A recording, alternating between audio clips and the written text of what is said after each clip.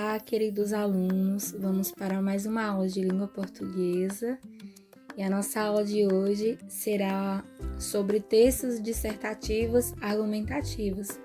Eu já introduzi esse tema para vocês, na segunda-feira, expliquei um pouquinho sobre cada parte, o que cada uma quer dizer, e hoje eu vou trabalhar em específico a introdução, para que a gente possa adquirir um certo conhecimento e assim que a gente possa produzir um texto de qualidade.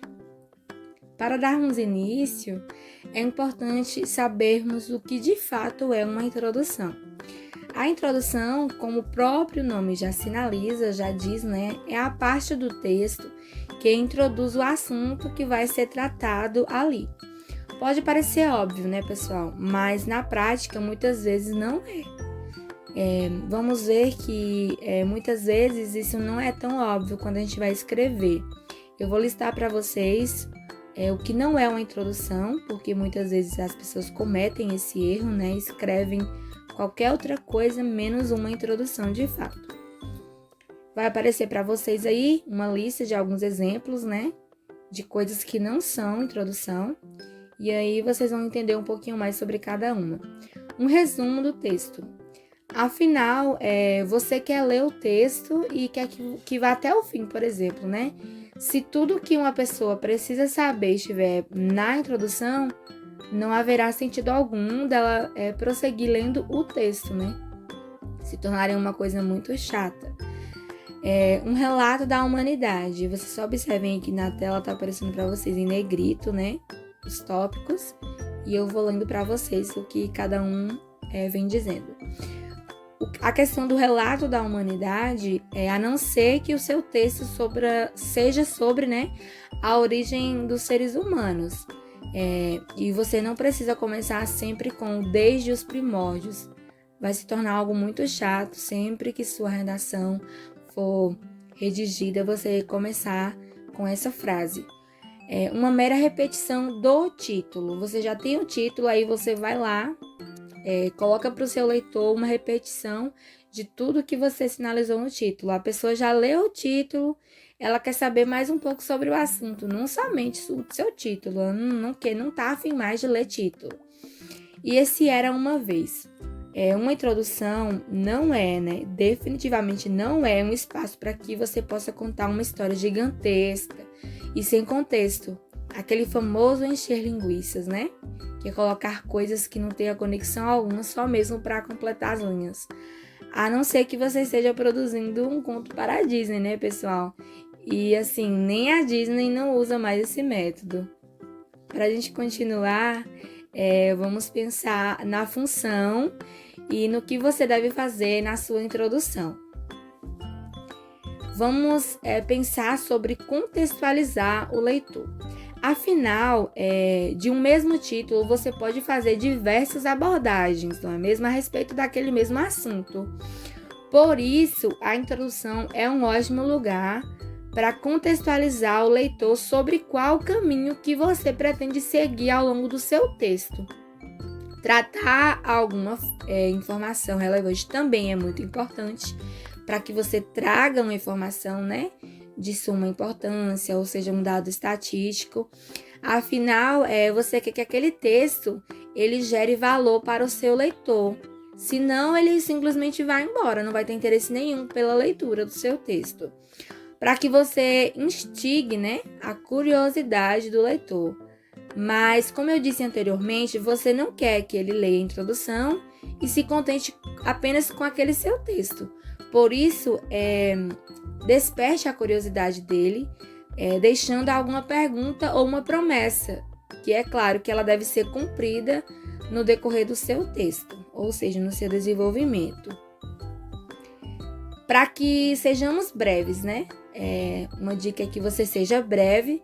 Se a introdução ela tem 5 parágrafos de 12 linhas, eu possivelmente não vou ler o seu texto. Você também não leria, certo? Que a gente não gosta de ficar lendo coisa muito extensa e monótona. Revele os benefícios de continuar a leitura. Ao ler um texto, as pessoas querem saber o que elas ganham com isso, pessoal. Ou, assim, o que elas vão aprender sobre aquilo, se é importante ou não. Essas informações são ótimas para uma boa introdução. Lembre-se disso, perdão. Torne o texto escaneável. O que seria isso? Permitir que o leitor ele faça uma leitura dinâmica da introdução e que a partir dela ele se interesse pelo conteúdo no geral. Isso pode ser feito colocando a informação mais importante em negrito ou trazendo um link mais relevante, se for uma redação digitalizada, né? Para que a gente possa seguir, ter um pensamento, né? Eu acredito que vocês estão pensando aí, mas como é que eu vou fazer isso tudo num texto de 2 ou 3 parágrafos ainda curtos? Vamos ter calma, que tem jeito para isso. Como fazer uma introdução realmente boa? Bora lá aprender? Embora, pessoal, não exista uma fórmula para escrever uma boa introdução ou até mesmo uma boa redação, isso ainda bem que não, porque senão seria monótono, né? Textos possivelmente sem graça, mecânicos e sem relevância alguma. Mas existem sim alguns pontos que devem ser pensados na hora de começar um texto. Vamos pensar na persona. O que seria a persona? Seria uma pessoa fictícia, né, que você imaginaria como sendo seu leitor.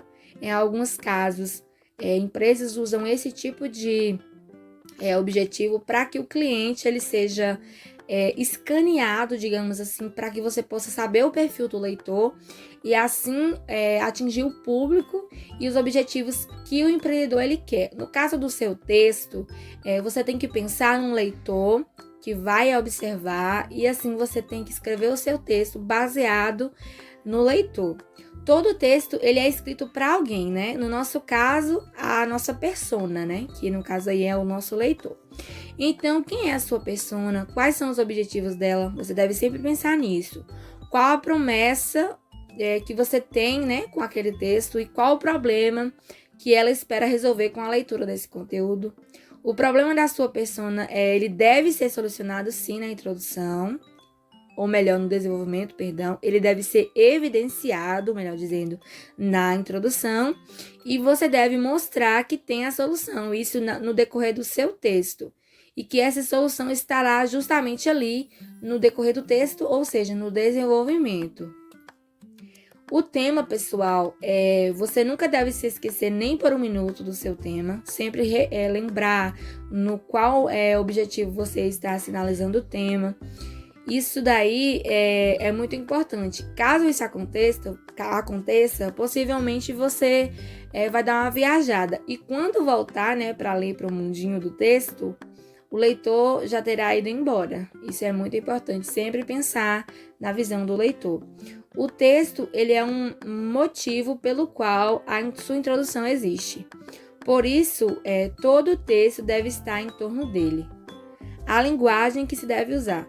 O tom do seu texto começa na introdução e é a linguagem que gera a primeira empatia com o leitor. E isso auxilia no engajamento do seu texto. Por isso, para evitar que toda a linguagem se adeque ao conteúdo no final, já comece utilizando o mesmo padrão desde a introdução.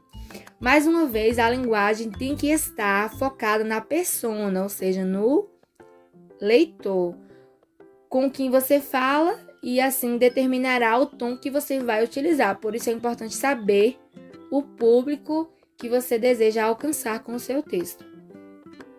O contexto.